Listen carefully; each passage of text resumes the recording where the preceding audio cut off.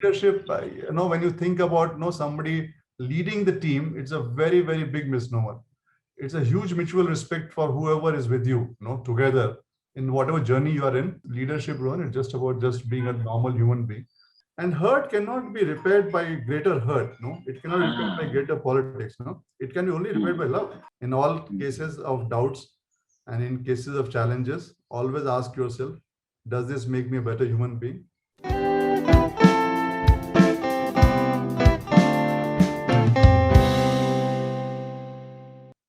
Okay, so today we have with us Tapan Singhel, MD and CEO of Bajaj Allianz General Insurance. Tapan is one of the founding members of Bajaj Allianz General Insurance, and as its MD and CEO for 9 years now, Tapan has built this organization to a place where it has close to 11 crore customers and a wide distribution network spanning across more than 1,000 locations across India. Under his leadership, the company has been recognized as one of the best in Asia. Tapan is an avid social media influencer. He has a podcast, he has over 6.8 lakh followers on LinkedIn, and he has been recognized as the LinkedIn's top voice in India in 2018 and 2019.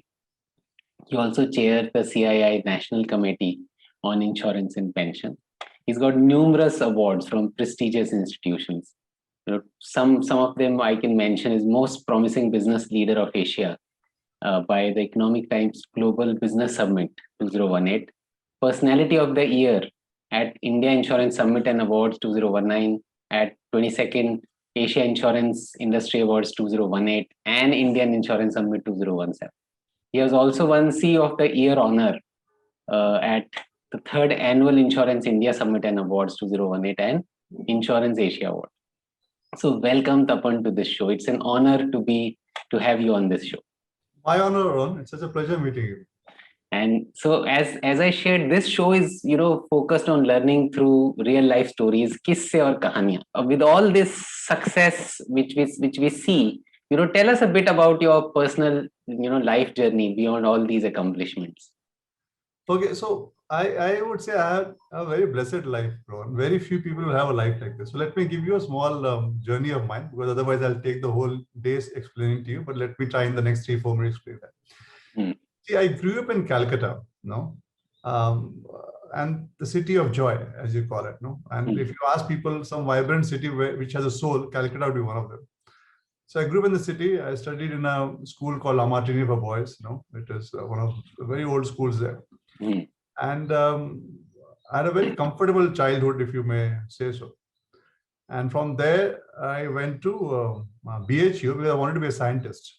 I was very, very fascinated because during one of the evening walks with my father, he would speak about C.V. Raman, who got the Nobel Prize. And C.V. Raman was in Calcutta, and that influenced me a lot. So one of my missions in life was to get the Nobel Prize for my country, because as a young boy, I heard those stories that influenced me a lot.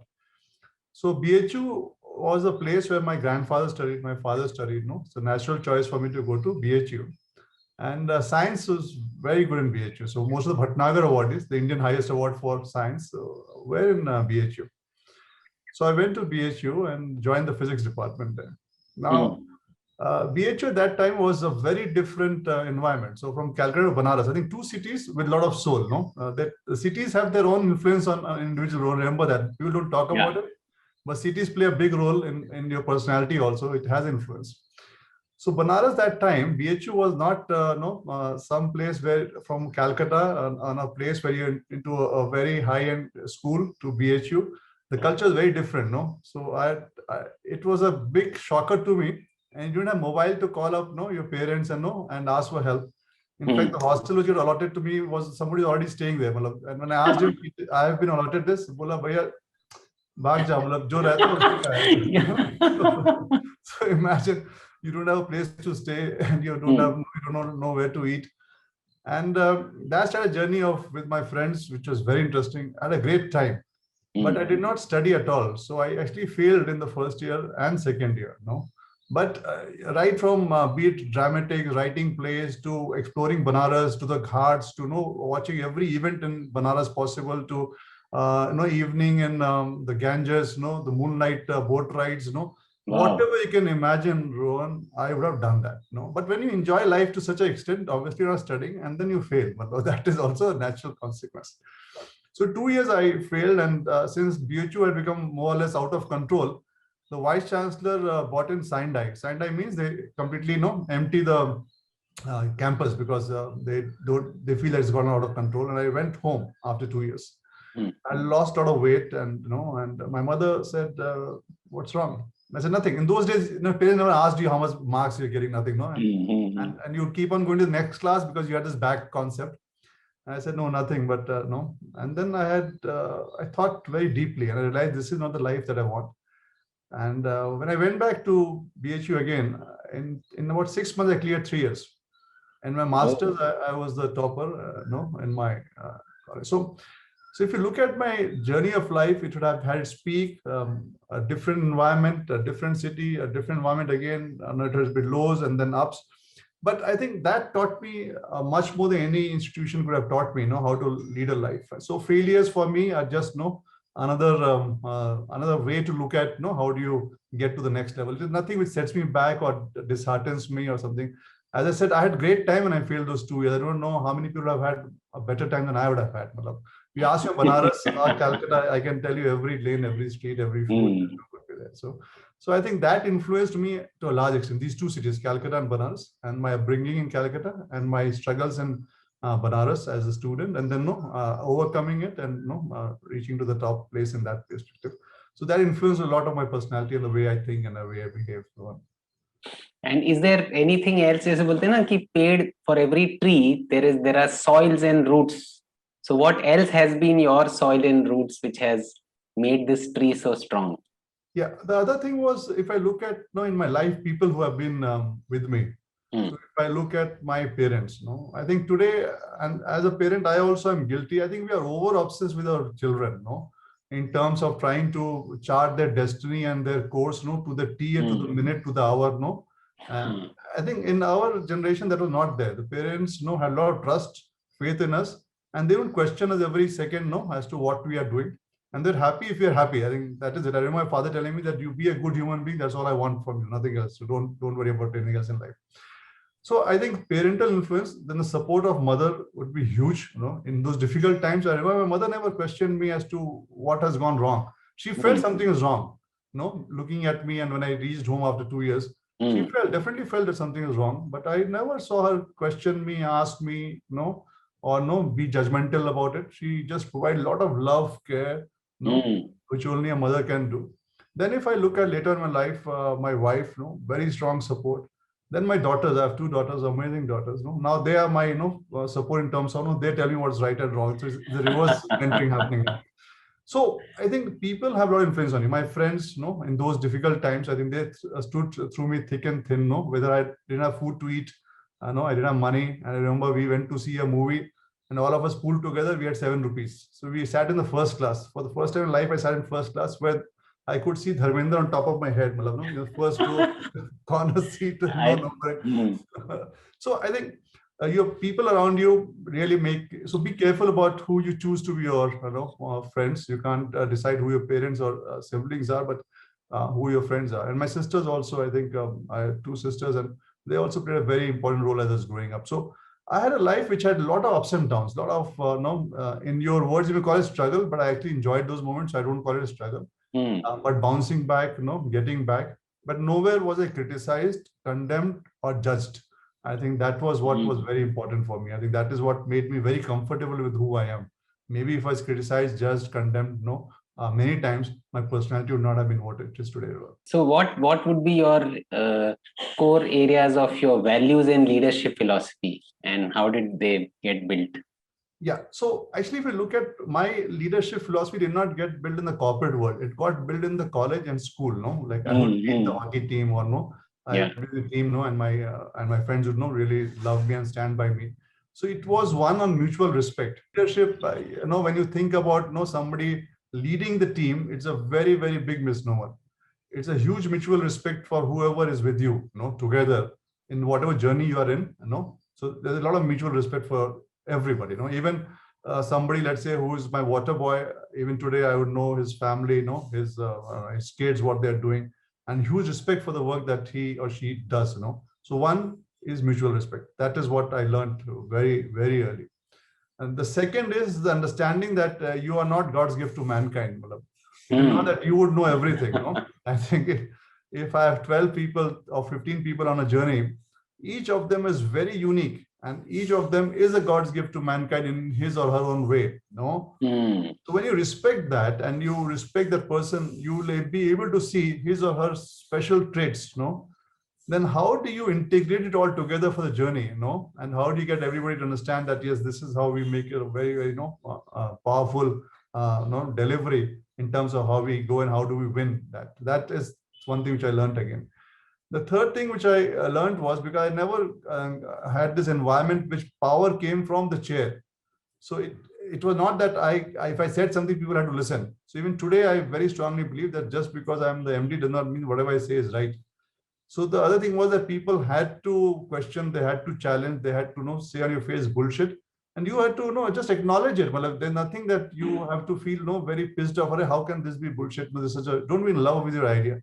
Discuss. And my friends actually do that very well, and they say this is right, the most stupidest thing that I ever heard in this world.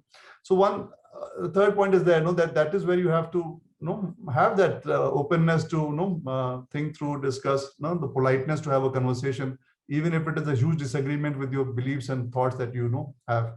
That is something which again and if you again ask the high level empathy that you have to have, because all your team members will not be firing at all times. There will be people going through difficult times. There will be people going through very difficult patches at a personal level, at a family level, at an official level.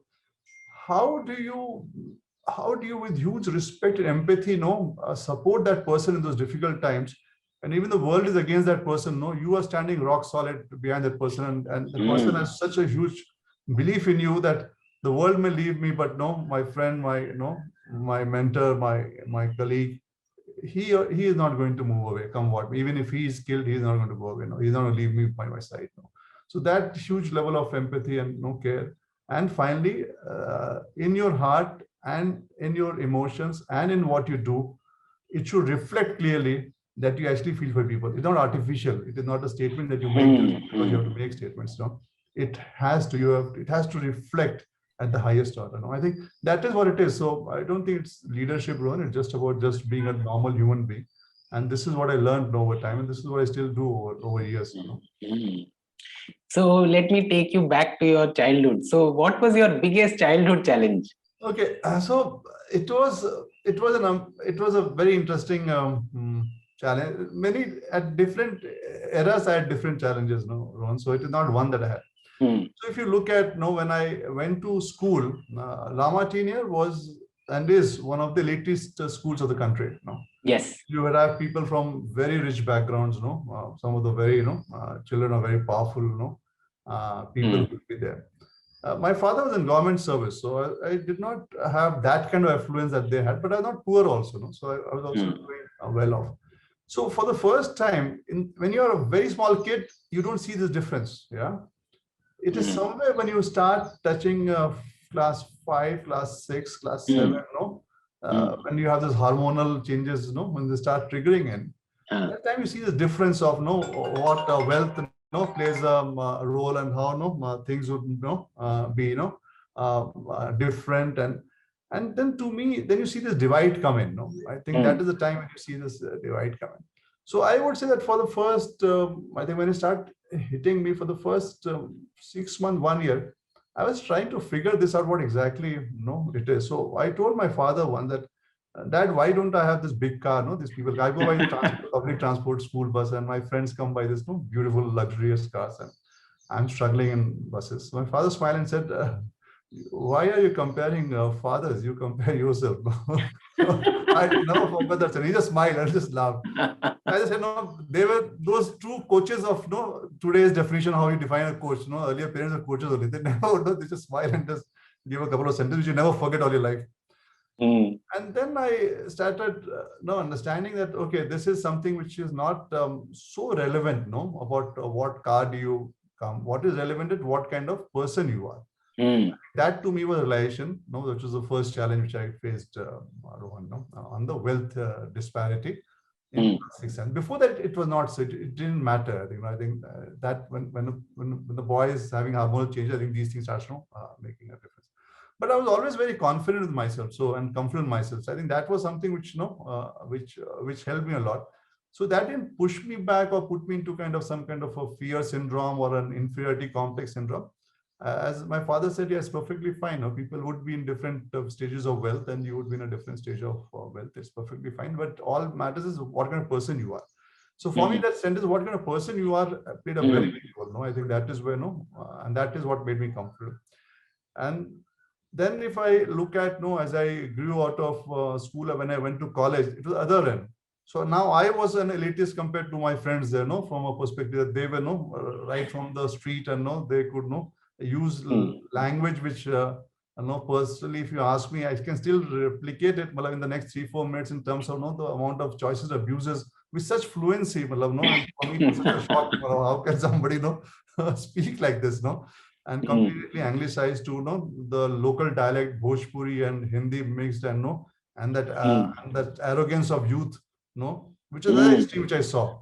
So then that to me is a challenge again. And again, I thought, okay, now this is very interesting, like what kind of life this would be. But again, what kind of person you are, was something which was in my mind, which played on.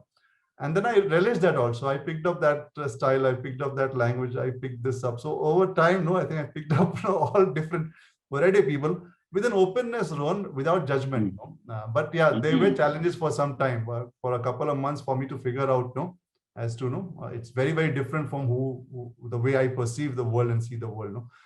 Be it in job also. So if you look at it, Rohan, if you look at my suit, it is just about 6,000 rupees, not Armani or something. Why do I wear a 6,000 rupees suit? Because my neighborhood tailor, he stitches for me with so much love, and for me, this suit is more precious than any Armani. Today, I can afford Armani. Maybe earlier I could not have done so. But this is something again, which that love behind the suit, makes a difference. Now, this I would have got this attitude from my Banaras days, where the spiritualism had more value than the materialism. I think Banaras city, and it is said that you stay in Banaras, you get spiritual on your own. You don't do nothing. I think the city's positioning is like that. The spiritualism in the city gave me this huge feeling of that love is more important than wealth would be. So I think those things keeps on defining and redefining the way you think and the way you would behave as you move on. Can you share one or two more events which shaped your personality in life? बहुत सारे events होंगे, but something stands out. Yeah, so I think I told you, failing is not easy. Yeah, and you have been a successful student. You have been always topping the class. You have been getting all the high end marks, and you're in the top percentile. And from there you fail. Rohan, do you think it's an easy thing? No, I think for those 2 years I can't even imagine. And I was wondering what was going in your head that time. So first when I saw the result and I saw I failed in nearly all the subjects, it was like huge. I was numbed. So I sat down in the tea stall. You have this hostel outside tea stall, no? And then my friend came in and he said, "Kya hua, no? Acha number aaya, pass ho gaya, score hua." I've been very honest in my life. I never lied. So I just said, "Nahi, fail ho gaya." So, बोला कितने fail हुआ? I said 5 subject में. Then I asked him, तेरा क्या है? बोला मैं भी 5 में fail हो गया. बोले चल चाय पीते. So I think so. That was it. So I think then I said, okay, I'll study hard, the usual stuff a kid does, and then after 24 hours you forget again, you're back to where you are. But the transformation when I spent time with my mother, at home for a month or two, and then deciding what I want in life, introspection, that was very critical. So I realized the value introspection. Sometimes वो क्या हुआ आप वो थोड़ा सा और बताएं, because that might be a big transformation. So I told you, my mother said nothing, but she knew something was wrong. So as I said, I had lost a lot of weight, and and I was I had become a very fiery young man, if you may say so, losing my temper at the slightest pretext, not the way you see me now, and for me everything in the world had to be mine, because that influence, had been there, and that was not the kind of boy I was when I went to college. A different personality altogether, and so it was very obvious. But she gave me a lot of love, care, and she would not ask me what's wrong, fed me well, and Singal was there, so there's no college, and you didn't have these online classes then, luckily, So spend time with nature, and then I would think, and she is a very spiritual person again. So I'd sit with her for our prayers, and sit and think. And then I realized that the way I'm leading my life, it is not going anywhere. No, it is not that this is something that I look forward to happen to something. And this anger and all that I am going through is not very encouraging. But I can't really build a society and people, and I can't be a good human being on that. So it is like a, how should I say, Rohan? It's like a switch. No, it was like to me a switch. It was a moment of realization for me, and that switch was very critical for me, Rohan. It just transformed me internally, and then my personality changed. Well, I was surprised myself how the switch happened. Well, it was not something that I, like people say, they go through coaching, they go through work, they go through this. No, I did nothing. I just spent time in nature. Like my father was in the police services, so we had a bungalow and we had a lot of trees, and sit with my mother on her prayer time, and be with her. I think to me it was just one day I just felt that what is it that I'm doing with myself, and what is it, and my temperament changed. It became very calm, very, very cool. The way I looked at life changed. Everything, the whole perspective changed. So for me, it was just like a switch. It just switched on. So I do not know if it answers the question. So it does, and it's in a way that is one big turning point in your life. And if you go further, say beyond college, is there a story of a failure, setback, or a rejection which stands out, which you turned around in your life? It is again, if I look at my job, so when I entered my job, I was doing pretty good in my first job. And when private companies allowed in the year 2001, I was in a government job.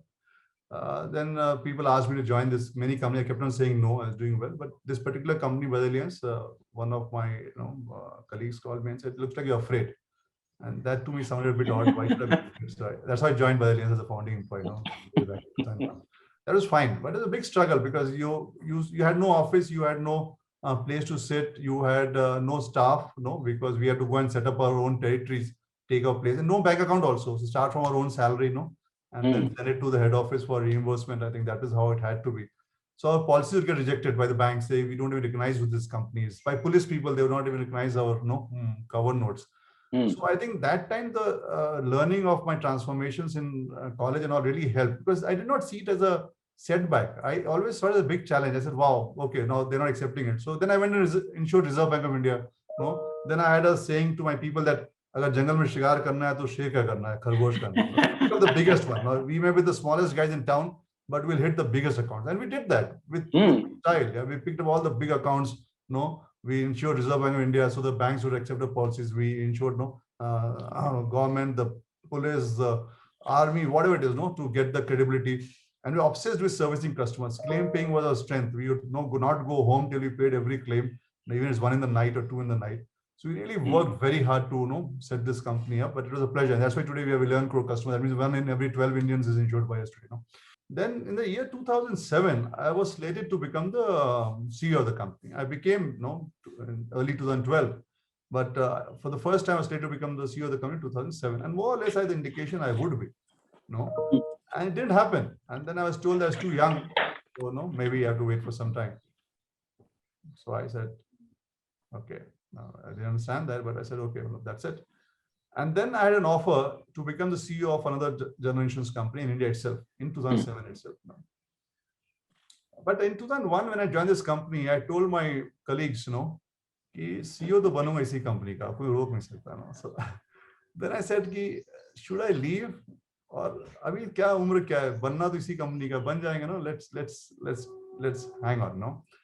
Then 2009 towards the end, I think I had the second chance to become the CEO with that particular CEO moved on, and again I had clear indication I would become the CEO, and then again I didn't become the CEO, and this time it was told that we want some more different expertise, and this is required. So you're still young, you have time on your side. And then people started calling me and saying, क्या हुआ boss, मतलब CEO बनना था आपको, नहीं बना. And then people asked me, कब बनोगे, क्या बनोगे?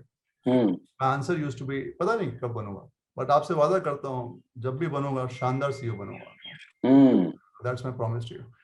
And then I had one, you must have heard this share, it's an old one, कि खुद को कर बुलंद इतना पूछे ना तेरे बंदे से रजा तेरी क्या है. So I said कि I'll make myself so powerful in my business that people have no option, but to make me the CEO.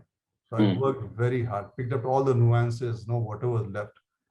And then in early 2012, I became the MD and CEO, of this company. So those were also a very interesting twist and turn, Rohan, in terms of being very, very clear. One, that one thing, a lot of people quit jobs, get frustrated. I didn't feel frustrated. Again, as I told you, Rohan, to me, again, it was a challenge. And I thought, okay, let me make myself more powerful. Let me work harder. Let me make myself so strong that people have no option, but to make me, And see, I was just thinking, 2007, 2009, one, there is kind of a failure or a rejection, that something which you are ready for, it's not given to you. On the other side, there is another option to move to another company.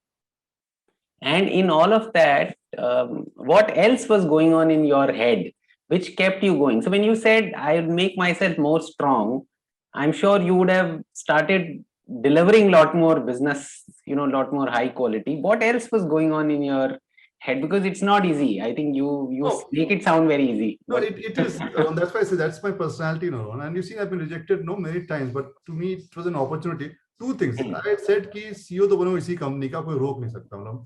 In my life, I'm very clear about what I want, and I've always said much before. If you look at my early interviews also, I don't do this stunt anymore.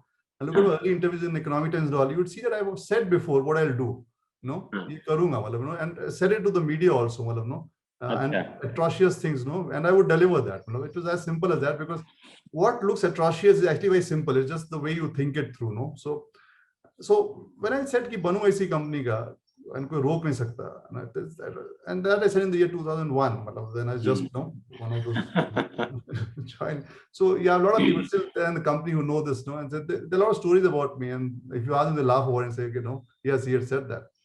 So in my mind was, I have age on my side. What is the hurry, And once I've decided, and I build this company from scratch, why the hell should I just let it go? Maybe I'm not good at something.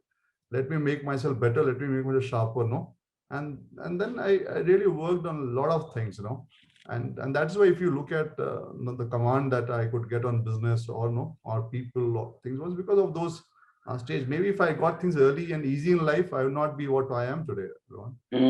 एक चीज और मैं सोच रहा था कि somewhere you had, maybe there is a daring part, there is an intention part, there is a belief part, and yet if there is a gap, then you acted to fill those gaps, rather than, and and you could declare it beforehand daringly for various people.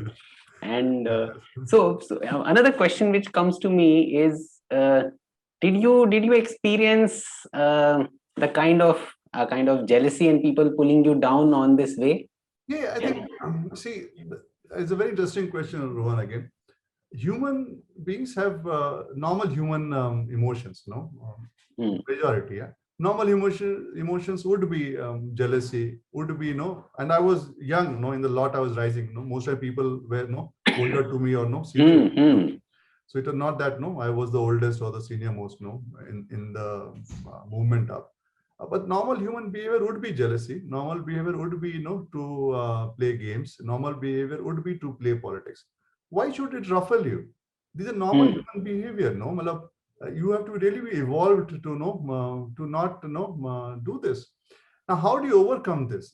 You overcome this by having more compassion, more empathy, for people who would try to pull you down, who would try to harm you, because you understand that they do it from their position, because they don't feel comfortable, with this movement of with yours. Maybe they had aspiration. Maybe they want that. They feel that they should be there. So they are going through some hurt in the whole process of your movement happening. And hurt cannot be repaired by greater hurt. It cannot be repaired by greater politics. It can be only repaired by love. And that's why you look at all my senior colleagues. Majority of them have stood with me for 19, 20 years. They've stayed with me. Because hurt cannot be replaced or countered by hurt. It can only be countered by love. And that is what you have to do. So, but to expect there will be no politics, no jealousy, no pulling down, that is foolish of you. Why But should hurt is repaired by love. Probably your mom also displayed that in some sense. that is how it is. Hmm. And okay, so one, two, three more questions I have is what has kept you anchored in turbulent times? I think you've seen a lot of ups and downs since childhood. What is the narrative in your head? Because I think there is a voice in our head which tells us and guides us. So what is that voice tells you over I've not seen anything remain forever, Rohan. No, it's all temporary. time? For temporary things, why be so obsessed? I'm also not going to be forever. No, one day I'll also go. This whole journey is temporary. This whole life is a blink.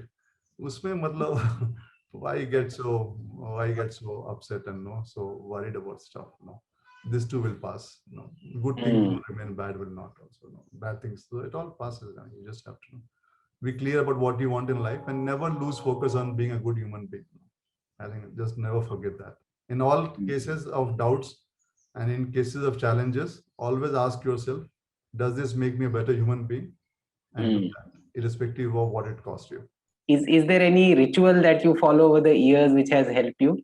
Yeah, I believe in spiritualism, Rohan, a lot. No, I strongly believe in that. I believe that there are powers greater than understanding. I believe in it is not the way. I think as again, if I go back to the philosophy which I grew up, we believe in energy, Shakti, I think, And I think on a lighter note, you can say that even if Einstein's formula E is equal to mc square is conversion of energy to matter, So matter, energy are interplayed along with time and space, So that belief I have, And if you believe in energy, if you believe in the time and space play, and you're just a part of this journey, why would you not just lead a life in which you try and do good to people and be a good human being, rest as it is your own control. एक मेरा और सवाल था, how do you bring coherence between your earlier interest in physics and Nobel Prize wala and your current life? There would be a resonance between them. So usko, how do you bridge it? I think most of you look at my life, that's why I strongly believe that a lot of things happen which is beyond your control. Has not been what would have moved. So I was asked this question when I joined insurance industry. You're a scientist by education, and I was doing good. I told you I taught my class, of it. Why do you want to join insurance? So I just said, education is training of the mind. I have been trained to think like a scientist, and a trained mind which thinks like a scientist is a very powerful mind to have in your team. That's why I told my interview. I thought he may not take me, they still took me. I still tell people, Rohan, that I'm a scientist by education, and that's why I think very differently from a lot of people. Experiments, failures are part of looking at things. Maybe it has allowed you to take more risks, more daring, and treat everything as an experiment rather than being very attached to the results. Exactly. So that scientist mindset has stayed on. And my final question is, what advice would you give to a smart and a driven leader? No, I don't think I should give any advice. I just tell what my father said. Always be a good human being, And when you have a difficult decision to make, always ask yourself, will this make me a better human being? I think that is it. And whatever you aspire for, when you look back, in life, it would be very small. So let me just explain it. Like if I look at when I was in school, I aspired if I get to class 10th, I'll have less subjects, because a lot of subjects. So I did 10th, didn't make much of a difference. 12th, I felt with less subject, I'll be more happy, So I did 12th also. Then my aspiration was in college, I had lesser subjects. In college, my aspiration was I get a good job, I can get maybe a small car, Then I should get married, I should have children, I should have a small house. And when I look back today, I think all that I really acquired. So I think when you talk of yourself as somebody who's very driven or somebody who's got a lot of ambition, is minuscule to what you shall achieve in life. So I don't think that should drive you. But you being a good human being should definitely drive you. Thank you very much. I think these stories and I think जो दिल से sharing होती है ना, वो लोगों को बहुत connect करेगी. I am really glad that this will be very useful for the audience and hurt hurt, is repaired by love. Yeah, I think that is one of the center thing I would, take from this session as well. Thank you, Rohan. Thank you. My Thank pleasure. you so much. Thank you. Thank you very much. No?